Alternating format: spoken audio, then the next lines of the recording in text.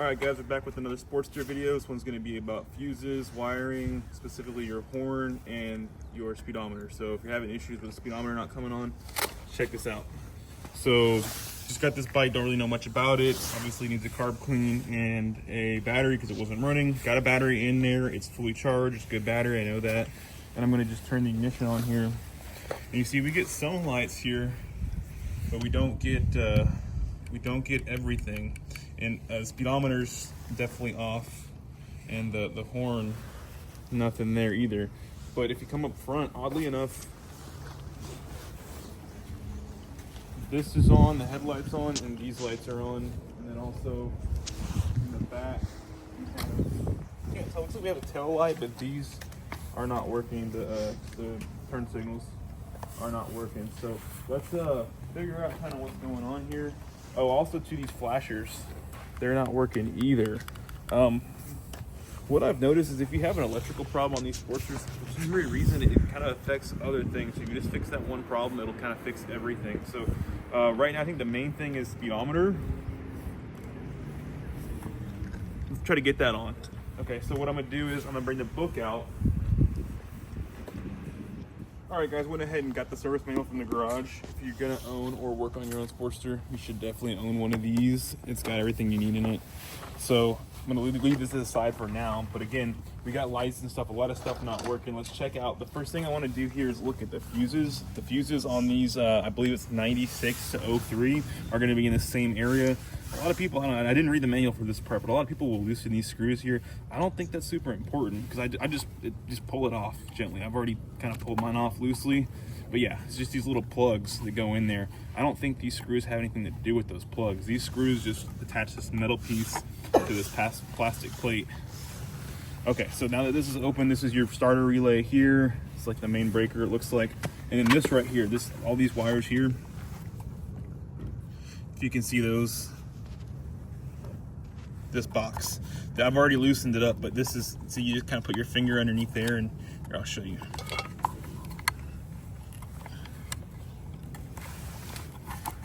Okay, yeah, so you just put your finger, you pry on this, and it releases these fuses, right? So you have 1, 2, 3, 4 fuses right there, and they're all 15 amp. I'm not sure what stock. Let's see, look at the manual right here, and yep, check it out. So if you show the book right here, they're all 15 amp fuses. So that's right, we're good there. Let's start checking these fuses. I'm gonna grab some pliers to do that. All right, so we're off to checking fuses now. Just got some pliers, gonna gently pull. This one is intact, you can see right there. It's not disconnected, everything's good to go. Pop that back in. This fuse right here. Good to go, everything's intact.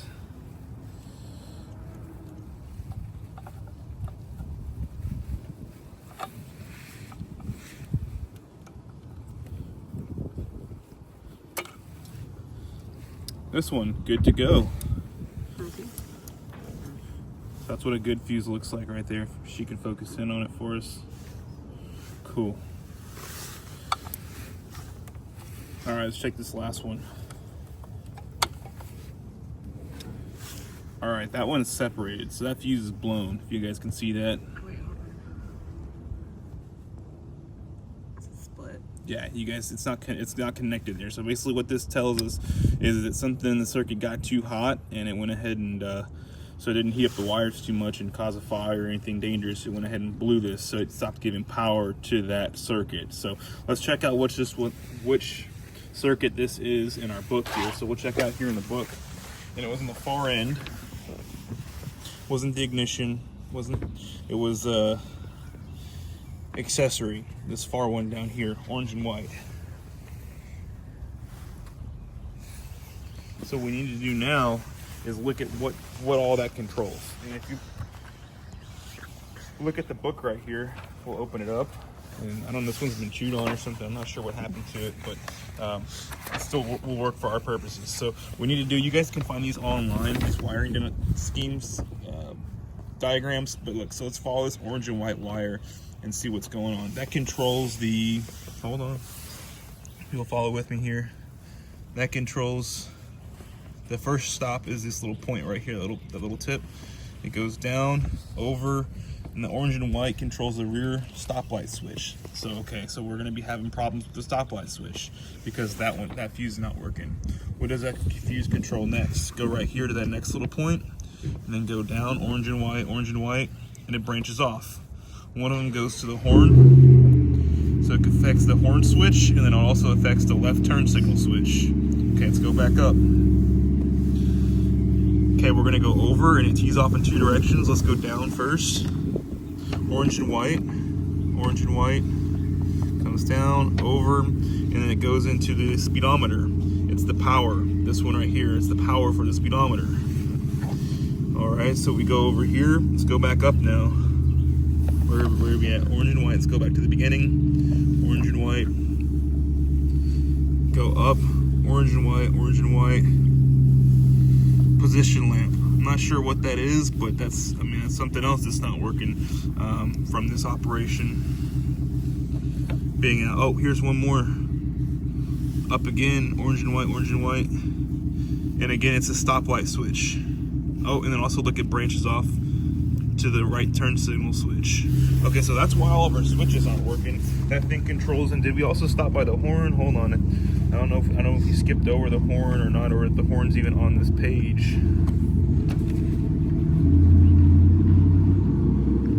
But that wire definitely controls the horn. That's not the main harness, but like if you look here on the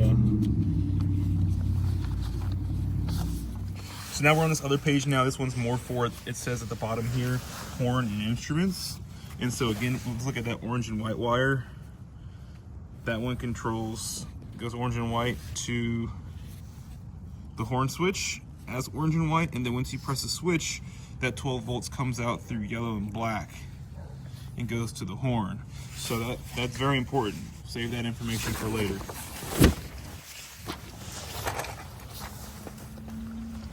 Got some handy dandy fuses here.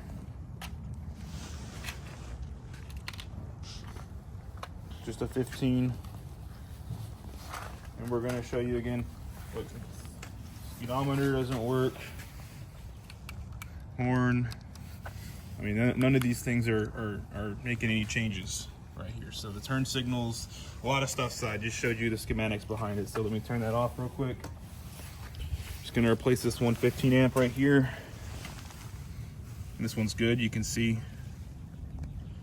not broken at the top. Let's go ahead and put that in. All right, cool. So we'll come over here and I'm gonna do the same thing, turn it on and see what happens.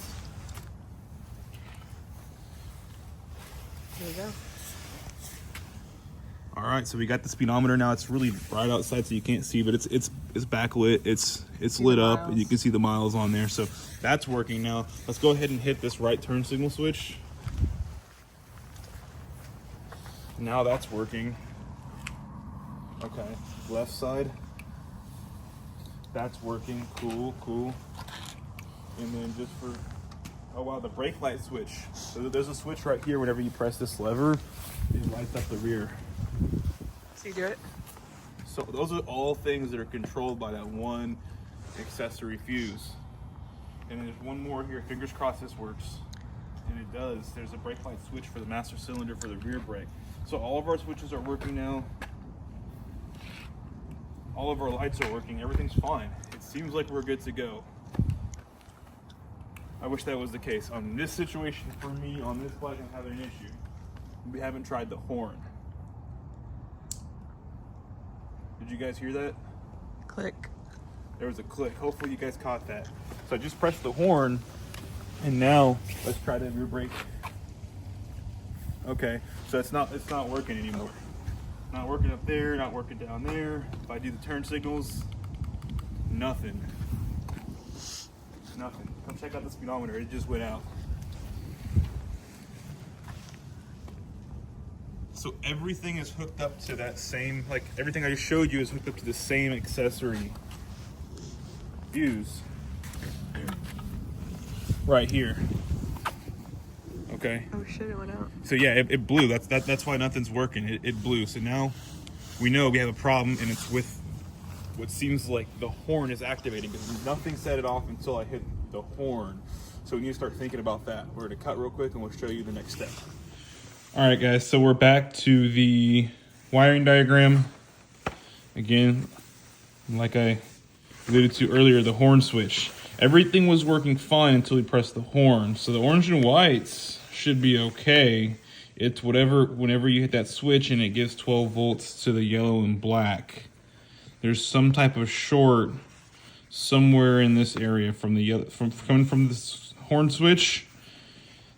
You can check this whole wire all the way up to the horn and see, is it grounded? Is the wire frayed? Is it touching the frame anywhere? Is it pinched? What's going on with? All right, y'all, so we're at the horn now, and I've already kind of loosened everything up. Just a bolt nut right there. Take that off, and these wires, I've already popped these off the spades and loosened everything. I just want to show you guys. This is how it comes, and these wires are connected to these spades right here. Multimeter here, it's from Harbor Freight, gets the job done. And we're testing for ohms, we're testing for continuity. So basically, this is right now, it's opens. These two leads are not touching each other, right? They're not touching. If I touch them together, it gives me 0.002 on this one. So yours might give 0.01, 0.03, 0.02. Just figure out where it kind of rests at. Okay, it was given 0.2 earlier. Now it's doing 0.1. I'm not sure. It's Harbor Freight, but you guys could probably get a better quality one. I don't even know if I'm in the right setting, but basically, look, whenever you touch them together, it shows 0.01, something in that range. Whenever it's open, that's what it shows for open. So what we're going to do now is check for continuity here. I already loosened up the seat. There's a screw back here. You loosen that and pull it off. All right, here's the battery. There's a positive on this side, on the Sportster, and then there's a negative on the other side. Here's a decorative cover I kind of placed on it so the bike look a little bit more complete for the video, but we can go ahead and pop that off too. All right, so I'm just gonna set this one and the negative. All right, and then I'm gonna, look, this is a ground right here, right? This is a ground strap or ground point on the bike. So let's go ahead and test that.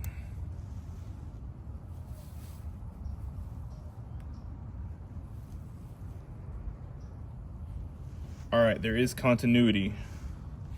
See, it's giving that same reading that it was earlier when we touched them together. So that means these 2 points are touching. So the battery is grounded to the frame, and that frame, you know, gives this a good ground. Everything's grounded. That's a good thing. We want that to be grounded. But if we come over here, let's check these guys. Need to get these things out of there really, but let's just go ahead and check for now. This one is the ground. It's supposed to be grounded. Put that up there. This one's supposed to be grounded, so we should get a reading.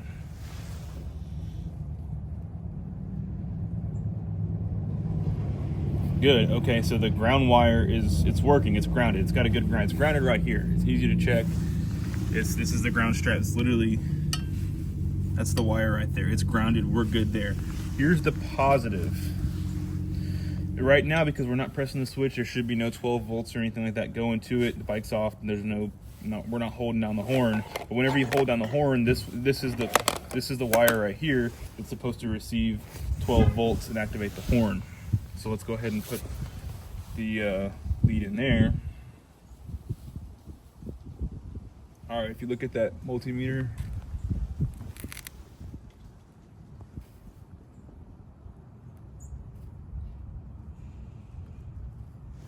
it's a little bit higher.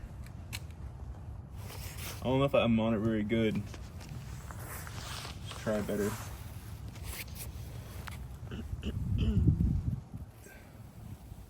It's acting weird. It's all, these Harbor Freight ones are kind of all over the place sometimes.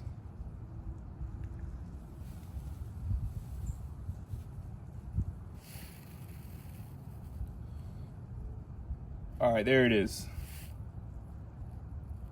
003, 002. This wire right here is grounded. This wire, it's the trigger wire for the horn. It's grounded, and that's the reason why whenever we press the horn, that the orange and white wire going up to the horn switch is fine. We need to check on the black and yellow one that goes after you press the switch, because that's where the short is. So, I mean, now's the fun part. I'm gonna have to take this thing off and kind of trace it up and see how it goes through here.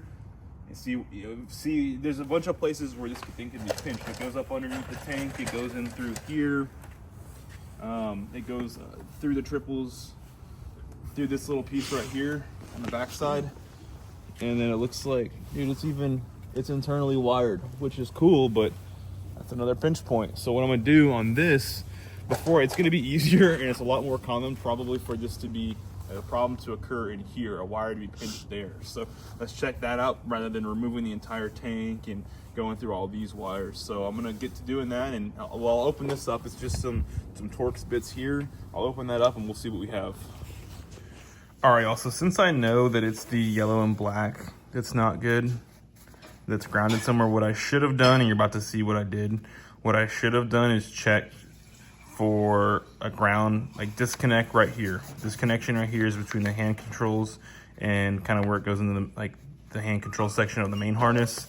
But what I should have done is check for ground, like figure out if this wire is grounded on this side of the hand controls, which would mean it's the hand control wiring, or is it grounded on this side, which would be like the main harness wiring. Now I'm going to show you guys what I do. So what you would do is basically put your lead here and see if it's grounded here or here. And I'm going to show you guys what I did instead now. All right, y'all, so this is where I'm at. I started chasing this wire. It's from the bottom, from the horn up, not thinking like, because I was looking at this bike and I'm like, well, where did I forgot that all bikes should have these Deutsch connectors. All these Sportsters have these Deutsch connectors. It's either like on this bike here, the connectors are in the headlight. Like everything goes into the headlight. Better to show you from the other side. Everything goes inside of the headlight, and then from the headlight up top right there goes up to the bars. But on this other bike, I was like, where is all that? I should have been thinking. Okay, so since I've never worked on one that has this cover here, I should have been thinking about that connector. That's got to be somewhere, because it wasn't in the headlight. And I didn't see it down there, and I'm like, I started thinking in my head, I'm like, what? This is why I didn't see it. I traced that wire. They went from the horn. So that's the other side, I traced it into the main harness. And then it comes up through here, and I'm just trying to figure out where. So I took the tank off because I already kind of need to check the petcock and everything like that. So I took that off. I started to take the tank off. This was in the way, so I had to loosen the bars. A good thing I have to put solid bushings in there, so that's okay. I'm kind of like getting ahead of myself, but not the deal breaker. But I took this cover off, which would have showed where I start checking. So yeah, I would disconnect this right here and then check, is the yellow and black right there grounded on this side, or is it grounded on this side? And so I freaking took the hand controls apart, everything, and I started cutting up, and I'm like, wait. Then I started going down here to check. I go down here to check, and then I realize it's not grounded anymore. Well, it's because I loosened up the hand controls. They were super pinched. I'll show you guys, super pinched. And look what I found. So basically checking there would have told me if the problem is down in the main harness or up in the controls. But here, check this out. Still found the issue. I don't know if it'll focus. Yeah. That's it right there. So we're gonna taken care of, but that's why she was grounding out. I'm gonna cut it back a little bit and check all the wires in that same spot. All right, everything's back together now, and what the problem was, again, underneath the bars right here, it was pinched. So the wires go from these controls, like it's supposed to be a dimple right there, and go through the frame, go inside of, they can either come out right here and be run alongside and down, but somebody ran these internally, and it just so happened to be the divot where they ran it wasn't big enough, and this thing kind of got in there and pinched it. And I think the real problem was they didn't pull the wires far enough through the bars. You really got to snug them up, so there was extra kind of wires there, and it allowed it to get pinched inside of this little pinch bolt, inside of that little clutch perch. So here's the bike with the fuse in, everything buttoned up. I'm gonna press the horn now, and it works. So we're good to go, and this job is complete. That is how you diagnose, whether it be horn, whatever your issue is. Bust out that manual, start tracing wires, and you'll figure it out.